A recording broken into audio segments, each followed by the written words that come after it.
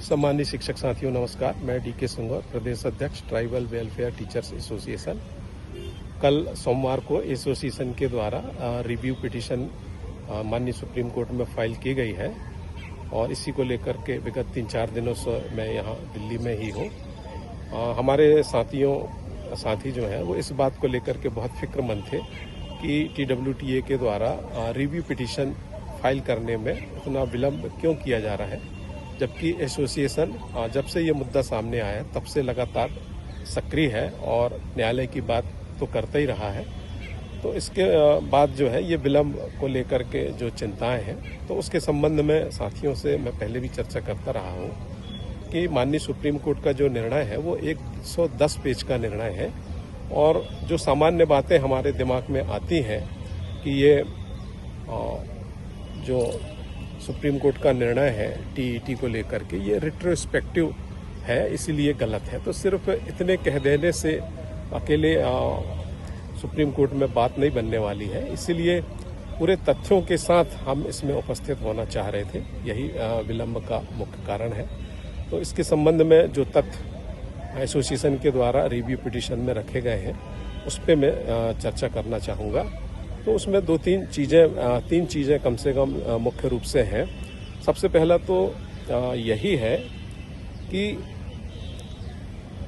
जो माननीय supreme court ने अपने निर्णय में सिर्फ TET को ही अनिवार्य किया है और TET को अनिवार्य करने के पीछे उनका तर्क यही है कि RTE एक्ट की धारा 23(2) में यह उल्लेखित है कि इन सर्विस टीचर 5 साल के अंदर अपनी न्यूनतम अर्हताएं को अर्जित करें। इसी को आधार बना करके उन्होंने TET को अनिवार्य किया है। तो ये प्रश्न यहाँ बहुत उठता है बार बार कि जब वहाँ पर मिनिमम क्वालिफिकेशन की बात की गई है तो माननीय जज उस मिनिमम क्वालिफिकेशन में 3 चीज़ें हैं। एक है एजुकेशनल क्वालिफिकेशन, दूसरा है प्रोफेशनल क्वालिफिकेशन और तीसरा है TET। तो सिर्फ यहाँ पर TET को ही क्यों अनिवार्य किया है, ये प्रश्न माननीय सुप्रीम कोर्ट के समक्ष भी रखा जाना चाहिए। वहाँ पर उन्होंने मिनिमम जो एजुकेशनल क्वालिफिकेशन है उसको क्यों नहीं रखा। तो ये यदि हम इस पे जाते हैं तो यदि हम ये देखें कि यदि मान लीजिए सुप्रीम कोर्ट ने अपने निर्णय में TET की जगह यह कहा होता कि 2 साल के अंदर सभी शिक्षक RTE एक्ट के 23(2) में जो उल्लेखित मिनिमम क्वालिफिकेशन है उसको पूर्ण करें, तब क्या होता।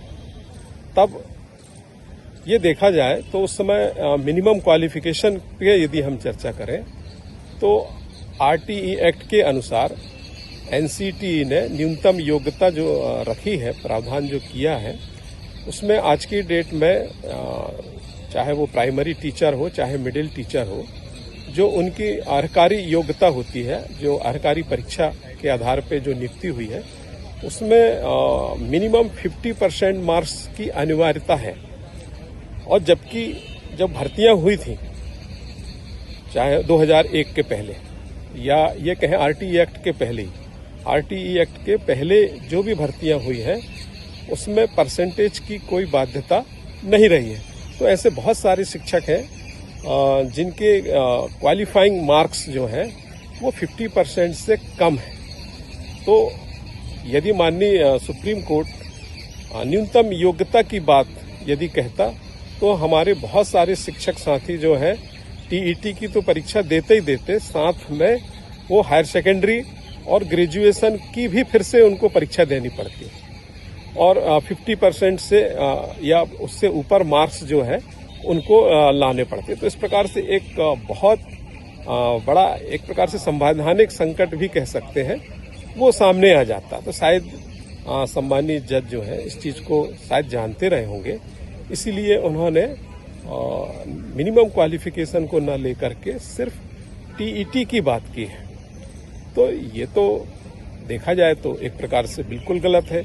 यदि आप सही है, अपनी जगह बिल्कुल सही है, मानते हैं कि आरटीई एक्ट में जो लिखा है न्यूनतम क्वालिफिकेशन उसमें टीईटी शामिल है, तो फिर सिर्फ टीईटी को ही क्यों लिया? फिर आपको जो है मिनिमम क्वालिफिकेशन को ही लेना था। तो यहाँ पर ये गड़बड़ है। तो एक तो बिंदु ये है। दूसरा ये है कि एक प्रश्न बहुत बार बार आ रहा था।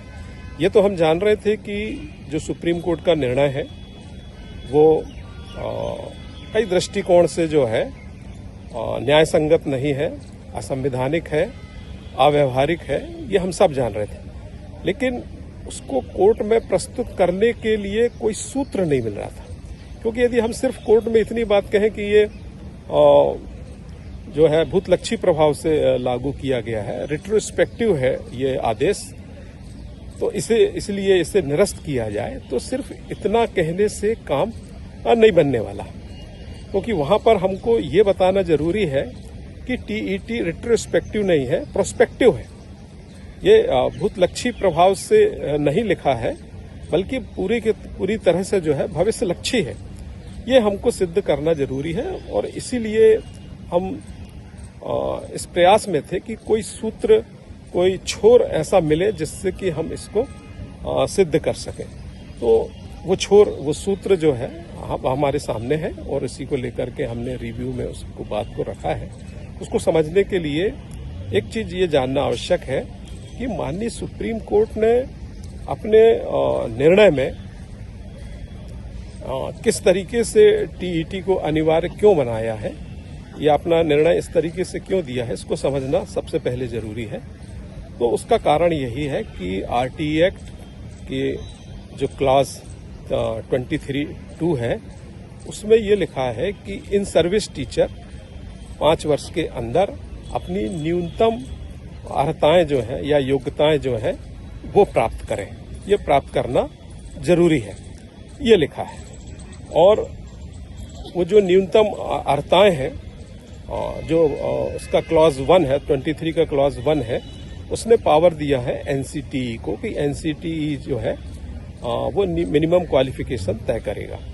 तो एनसीटी ने जब मिनिमम क्वालिफिकेशन तय किया तो उसमें एजुकेशनल क्वालिफिकेशन और प्रोफेशनल क्वालिफिकेशन और टीईटी, ये 3 चीजें जो है उसमें उन्होंने रखी है। तो वहां पर जो न्यूनतम योग्यताएं लिखी है, मिनिमम क्वालिफिकेशन लिखा है, उसमें एनसीटी ने टीईटी जोड़ दिया है। तो उसी को ध्यान में रख करके माननीय सुप्रीम कोर्ट ने उसको रिट्रोस्पेक्टिव बना दिया, क्योंकि उसमें लिखा है इन सर्विस टीचर्स। तो इसी कारण से माननीय सुप्रीम कोर्ट का निर्णय आया कि आपके आरटीई एक्ट में ही टीईटी जो है रिट्रोस्पेक्टिव है। तो उनका यही मानना है कि उन्होंने कोई रिट्रोस्पेक्टिव ऑर्डर नहीं किया है। आरटीई एक्ट ही टीईटी को रिट्रोस्पेक्टिव या भूतलक्षी प्रभाव से लागू करने की बात की है। तो ये माननीय सुप्रीम कोर्ट का ये निर्णय इसी आधार पर है। अब इसको समझने के लिए हमको 2-3 चीजें देखना पड़ेगा।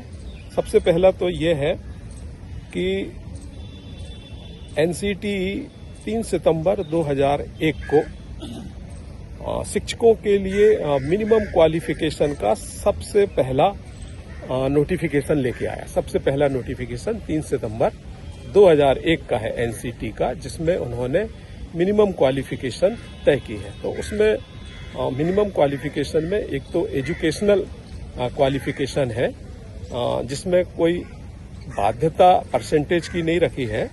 उसमें सिर्फ यही कहा है कि जो प्राथमिक शिक्षक है, प्राथमिक शाला के शिक्षक हैं, उनमें हायर सेकेंडरी पास होना चाहिए और जो मिडिल स्कूल के टीचर है वो स्नातक पास होना चाहिए। सिर्फ यही कहा गया है। 3 सितंबर 2001 के पहले तक तो यही रहा है। 3 सितंबर 2001 में इसके साथ साथ उन्होंने शिक्षक प्रशिक्षण को अनिवार्य किया है। तो 3 सितंबर 2001 के बाद से शिक्षक प्रशिक्षण को अनिवार्य किया गया। इसके पहले शिक्षक प्रशिक्षण अनिवार्य नहीं था।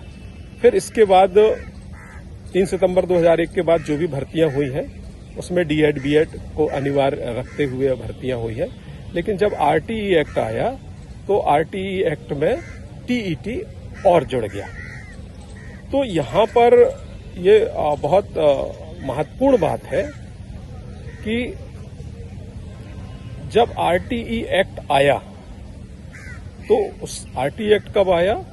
अप्रैल 2009 में आया। उस समय तक टीईटी की कोई लाइन कहीं पर नहीं लिखी हुई थी।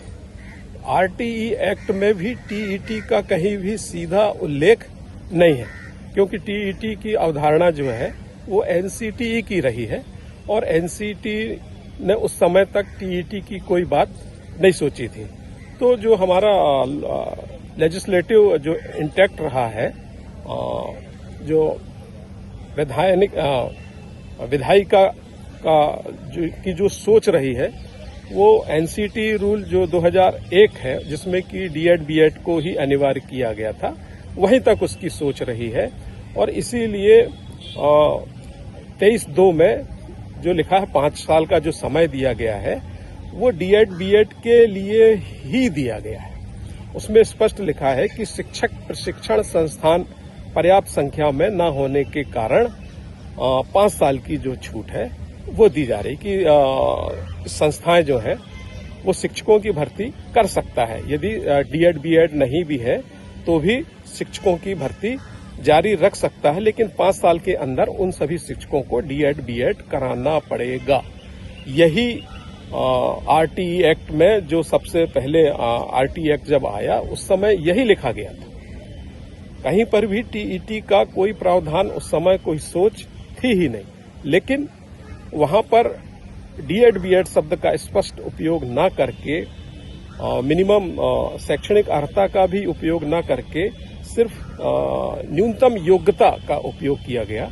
और न्यूनतम योग्यता आरटीई एक्ट ने जो है वो एनसीटी को ये पावर दिया कि एनसीटी जो है वो न्यूनतम योग्यता को तैयार करे। तो एनसीटी को जब न्यूनतम योग्यता बनाने का अवसर मिला तो 23 अगस्त 2010 को उन्होंने जो शैक्षणिक योग्यताएं हैं उसमें भी सुधार किया। उसमें कार्यकारी जो परीक्षा है उसमें मिनिमम 50% की शर्त उन्होंने रखी और डीएड बीएड की तो अपने हिसाब से उसमें भी प्रावधान किया गया।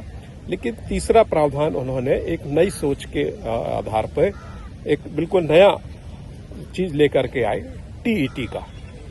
तो जब एनसीटी टीईटी का प्रावधान जब वहां पर कर रहा था तो उससे ये मालूम था कि यदि यहां पर एनसीटी यदि टीईटी को जोड़ देता है तो ये लिंक किससे है? आरटीई एक्ट और धारा 23(1) और 2 से है। 1 से उसको पावर मिला, 2 में उल्लेख है कि न्यूनतम योग्यता 5 साल के अंदर जो कार्यरत शिक्षक है उनको अर्जित करना पड़ेगा।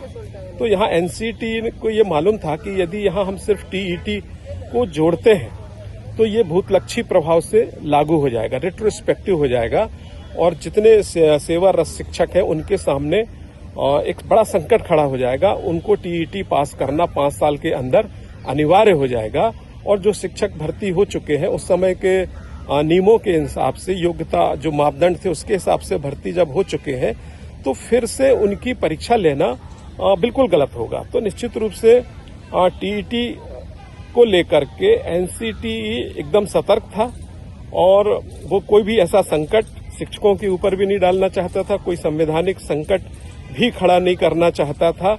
इसीलिए जो कार्यरत शिक्षक हैं उनको टीईटी देने से बचाने के लिए उन्होंने अपने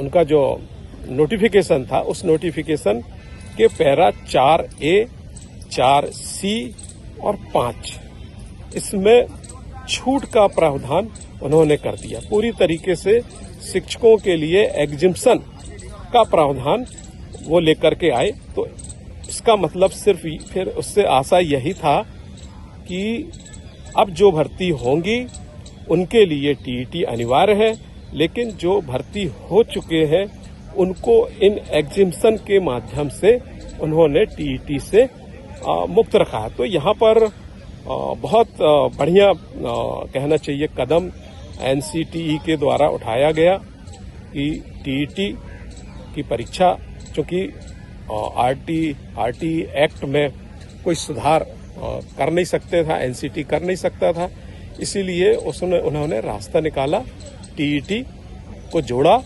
और छूट का भी प्रावधान रख दिया। तो यही बात हमारे दिमाग में बहुत ज्यादा कई दिनों से चल रही थी कि आखिर टीईटी का एक तरफ प्रावधान भी कर रहा है एनसीटीई और एक तरफ से छूट भी दे रहा है। तो सीधी सी बात है, छूट का प्रावधान इसीलिए किया गया कि जो कार्यरत शिक्षक है वो टीईटी से मुक्त हो जाए, लेकिन इसके बाद जो भर्तियां होंगी वो टीईटी के। तो इस प्रकार बहुत ही ज्यादा स्पष्ट हो गया कि टीईटी जो है प्रोस्पेक्टिव है, रेट्रोस्पेक्टिव नहीं है। टीईटी सिर्फ आगे की भर्तियों को सोच करके ये प्रावधान किया गया है, पूरी तरीके से पहले से कार्यरत शिक्षकों को बचाए। लेकिन माननीय सुप्रीम कोर्ट ने यहाँ पर निश्चित रूप से समझने में चूक की है और उन्होंने न्यूनतम क्वालिफिकेशन जो वहाँ पर लिखा है आरटीई एक्ट में, और चूंकि न्यूनतम क्वालिफिकेशन में टीईटी है तो उसको बस ध्यान में रखा, लेकिन जो एग्जिम्पशन एनसीटी ने दिए हैं उसको टोटल नजरअंदाज किया। यह भी विचारणीय है कि माननीय सुप्रीम कोर्ट ने अपने निर्णय में पैरा 62 और पैरा 68 में, विशेष रूप से पैरा 68 में स्पष्ट रूप से ये बताया है कि यहाँ पर कुछ शिक्षकों को छूट का प्रावधान है। लेकिन उन्होंने जब अपना निर्णय पैरा 217 में दिया, 218 में दिया, तो कहीं पर भी उन्होंने इस छूट का उल्लेख न करते हुए सारे कार्यरत शिक्षकों के लिए टीईटी अनिवार्य कर दिया है। एक चीज और यहाँ पर ध्यान देंगे कि आरटीई एक्ट में संशोधन हुआ 2017 में। कुछ हमारे साथी कहते हैं कि वहीं से गड़बड़ हुई है या वहां पर स्पष्ट प्रावधान जो है वो कार्यरत शिक्षकों के लिए किया गया है। तो मैं यहाँ पर स्पष्ट करना चाहूंगा कि ऐसा बिल्कुल भी नहीं है। जो संशोधन आया था 2017 में वो 4 साल की अवधि बढ़ाने के लिए ही आया था, और हमारे उस समय केंद्रीय शिक्षा मंत्री श्री प्रकाश जावड़ेकर जी, उन्होंने विधेयक प्रस्तुत करते समय अपना स्टेटमेंट भी दिया था, और स्टेटमेंट में उन्होंने यही कहा था कि जो शिक्षक प्रशिक्षण के लिए जो 5 साल की अवधि दी गई थी, उस अवधि में राज्य सरकारों ने जो है उसकी पूर्ति नहीं की है, और अभी भी शिक्षक प्रशिक्षण से वंचित, शिक्षक प्रशिक्षण प्राप्त नहीं कर पाए हैं शिक्षक। तो शिक्षक प्रशिक्षण के लिए ही, माने डीएड बीएड के लिए ही ये 4 साल का समय और दिया जा रहा है। तो वहां पर कहीं पर भी केंद्रीय मंत्री या मानव संसाधन विकास मंत्री श्री प्रकाश जावड़ेकर जी ने कहीं पर भी ये नहीं कहा है कि ये टीईटी के लिए 4 साल का समय बढ़ाया गया। तो सारी बातों से बिल्कुल ये स्पष्ट हो रहा है कि कहीं पर भी टीईटी जो है भूतलक्षी प्रभाव से लागू करने का कहीं पर भी कोई प्रावधान नहीं है, बल्कि सारे प्रावधान, सारी बातें बहुत स्पष्ट कर रहे हैं कि टीईटी रेट्रोस्पेक्टिव नहीं है, प्रोस्पेक्टिव है। और इस प्रकार ये मामला, ये बात हम माननीय सुप्रीम कोर्ट में रख रहे हैं। और एक चीज और हम रख रहे हैं कि यदि मान लिया जाए कि माननीय सुप्रीम कोर्ट का जो निर्णय है, यदि ये लागू होता है तो कितने सारे संवैधानिक संकट जो है वो हम शिक्षकों के सामने आएंगे। उसमें एक चीज जो है कि टीईटी के लिए भी अनिवार्यता निश्चित है कि टीईटी के लिए भी मिनिमम क्वालिफिकेशन या योग्यता जो है वो निर्धारित है। एनसीटी ने अपने 11 फरवरी 2011 को जो उन्होंने गाइडलाइन जारी की है, उसमें लिखा है कि टीईटी कौन शिक्षक दे सकता है। तो उसमें स्पष्ट लिखा है कि वे शिक्षक टीईटी दे सकते हैं जिनका अधिकारी परीक्षा में 50% या उससे अधिक मार्क्स होंगे। तो हमारे जब भर्ती हो रही थी तो सबको मालूम है कि उस समय परसेंटेज का कोई प्रावधान नहीं था। तो हमारे ऐसे बहुत सारे शिक्षक जो 50% से कम है वो टीईटी देने से ही वंचित हो जाएंगे। तो ये एक सीधा एक बहुत बड़ी समस्या इस आदेश के कारण आ रही है, इस भूतलक्षी आदेश के कारण आ रही है। इसलिए जनरली कोई भी आदेश भूतलक्षी सिर्फ इन्हीं कारणों से नहीं होता। एक और बात है कि मध्य प्रदेश शासन अपने जो विशेष पिछड़ी जनजाति है, बैगा है, भारिया है, सहारिया है, इनको अपलिफ्ट करने के लिए, सामाजिक तौर पे और आर्थिक उन्नति के लिए आगे लाने के लिए शिक्षकों की भर्ती में और कई अन्य विभागों की भर्ती में छूट उन्होंने दे रखा था कि यदि वो निर्धारित जो अर्हता है यदि वो पूर्ण करते हैं तो चयन प्रक्रिया से उनको मुक्त रखा जाएगा और बिना किसी सिलेक्शन प्रोसेस के उनको सर्विस या नौकरी दी जाएगी। तो ऐसे बहुत सारे शिक्षक हमने माननीय सुप्रीम कोर्ट में बताया है कि अनूपपुर जिले का और हमारे मंडला जिले के नारायणगंज विकासखंड से एक लंबी सूची है शिक्षकों की जो बिना चयन प्रक्रिया के भर्ती हुए हैं। अब सोचिए कि उन शिक्षकों की टीईटी जब होगी तो जो बिना सिलेक्शन प्रोसेस के आए हैं, क्या उनके लिए टीईटी पास करना आसान है? तो जब ऐसे शिक्षक नौकरी से बाहर होंगे तो जो सोच सरकार की रही है इनको अपलिफ्ट करने की, फिर इसके ऊपर भी बड़ा विपरीत प्रभाव पड़ेगा। हमारे बहुत सारे मध्य प्रदेश में 2005 के बाद जो शिक्षक भर्ती हुए हैं वो एक स्टेट लेवल की टीईटी को ही पास करके सेवा में आए हैं। तो चाहे एनसीटी का मकसद टीईटी के माध्यम से काबिल शिक्षकों की भर्ती का रहा है, तो 2005 से मध्य प्रदेश में जो बड़ी संख्या में टीईटी स्टेट लेवल की जो टीईटी है, लगभग सिलेबस वही है, बराबर है, एक जैसा ही है, जब वो पास करके आए हैं तो फिर यहाँ पर ये स्पष्ट रूप से कहा नहीं जा रहा है कि इनका क्या होगा, क्या इनसे दोबारा फिर से टीईटी ली जाएगी। तो ये भी एक प्रकार के बड़ा संकट जो है वो है और इसमें सरकार को और माननीय सुप्रीम कोर्ट को जो है इस पर भी जो है विचार करना चाहिए। तो ऐसे बहुत सारे तथ्य हैं। हमारे बहुत सारे शिक्षक साथी जिनको ये मालूम है कि उनकी 10 साल की सर्विस है, 15 साल की सर्विस है, तो एक बड़ा बैंक लोन जो है मकान वगैरह आदि के लिए और बच्चों की पढ़ाई के लिए उन्होंने लिया हुआ है और यदि वो ऐसे में सेवा से बेदखल हो जाते हैं तो उनकी जो लंबी लंबी बड़ी किस्तें हैं वो कैसे भरी जाएंगी, ये भी एक बहुत महत्वपूर्ण विचारणीय प्रश्न है। एक और बात यहाँ पर हमने रखी है विशेष रूप से कि माननीय सुप्रीम कोर्ट ने अपने निर्णय देते समय ये कहा है कि सेवा से पृथक कर दिए जाएंगे जो टीईटी पास नहीं करेंगे, और उन्होंने थोड़ा सा एक अपने दंड को डाइल्यूट करने की कोशिश की है। उन्होंने कहा कि हम अनिवार्य सेवानिवृत्ति दे देंगे और अनिवार्य सेवानिवृत्ति में जो टर्मिनल बेनिफिट है वो उनको दिया जाएगा। लेकिन मध्य प्रदेश के परिप्रेक्ष्य में देखें तो यहाँ 90% शिक्षक जो है अध्यापक संवर्ग से आए हैं। ना इनकी तरीके की पेंशन है, पेंशन के नाम में 2-2.5 हजार रुपये पेंशन है, ग्रेजुटी के नाम में 1-1.5 लाख रुपये ग्रेजुटी है, और जब सेवा के 20 से ये पृथक होंगे तो ये टर्मिनल बेनिफिट जो है ग्रेजुटी जो है उनको 50,000 1 लाख रुपये मिलेगी और पेंशन भी जो है वो 1,000, 1,500, 2,000 से ज्यादा नहीं मिलेगी। तो ऐसे शिक्षकों का मध्य प्रदेश में विशेष रूप से देखें तो इनका संकट, इनका जीवन जो है वो संकट में पड़ जाएगा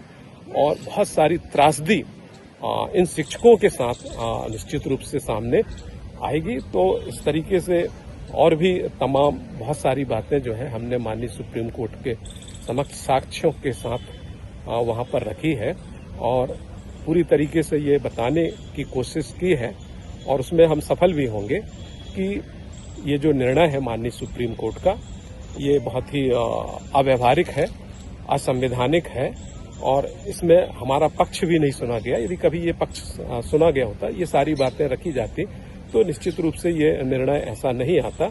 यह भी बहुत महत्वपूर्ण है कि जो सुनवाई चल रही थी वो माइनॉरिटी संस्थाओं के लिए थी और आरटीई एक्ट के बाद जो नियुक्त हो रहे थे शिक्षक और जिनको टीईटी बिना टीईटी के लेने रखने और न रखने को लेकर के विवाद था, वो विवाद तो माननीय सुप्रीम कोर्ट ने श्री दत्ता साहब ने सुलझाया नहीं, उसको हायर बेंच में भेज दिया।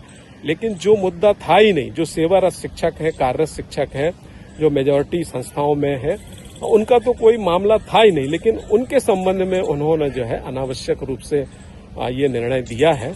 और हालांकि उन्होंने अपने निर्णय में बार बार यही कहा है कि ये बच्चों के हित में है और अच्छी क्वालिटी के शिक्षकों की भर्ती के लिए उन्होंने कहा है, लेकिन ऐसा नहीं है। वास्तव में यदि यह देश का पालन होगा तो एक बड़ा संवैधानिक संकट, एक शिक्षा जगत में एक बहुत बड़ी समस्या को जन्म देने वाला है कि जे शिक्षक जो 25-25 साल के अनुभव रखते हैं वो सेवा से बाहर होंगे सिर्फ इसलिए कि उन्होंने टीईटी नहीं दिया है। तो 25 साल, 15 साल, 20 साल का जो अनुभव है उसके सामने टीईटी उतना महत्वपूर्ण नहीं है। लेकिन और ये भी हम कह सकते हैं कि माननीय सुप्रीम कोर्ट के इस निर्णय से विगत 3-4 माह से शिक्षक बहुत ज्यादा परेशान है, त्रस्त है, और जो एक अपनी ऊर्जा बच्चों के लिए खर्च कर सकते थे वहां न खर्च करके अपनी नौकरी बचाने के लिए खर्च कर रहे हैं। तो ये एक बहुत बड़ा अव्यवहारिक निर्णय के चलते ये हुआ है। तो अब हम सब मिलकर के इन्हीं तथ्यों के आधार पे मैं हमने से सारे शिक्षक साथियों से भी आग्रह करता हूं कि जो माननीय सुप्रीम कोर्ट में टीईटी की लड़ाई को लेकर के लड़ रहे हैं वो इन सारे तथ्यों को मजबूती से अपने अधिवक्ताओं के माध्यम से माननीय सुप्रीम कोर्ट में रखवाएं, और निश्चित रूप से इस टीईटी को हमको वहां पर ये सिद्ध करना है कि ये रिट्रोस्पेक्टिव नहीं है, प्रोस्पेक्टिव है। ये इन सर्विस टीचरों के लिए नहीं है, आगे की भर्ती के लिए है, और निश्चित रूप से हमको न्याय मिलेगा यदि हम सही तरीके से सही तथ्यों के साथ अपनी बात को माननीय सुप्रीम कोर्ट में रखते हैं। और इन्हीं के साथ मैं अपनी बात को यहाँ पर विराम देता हूँ। धन्यवाद।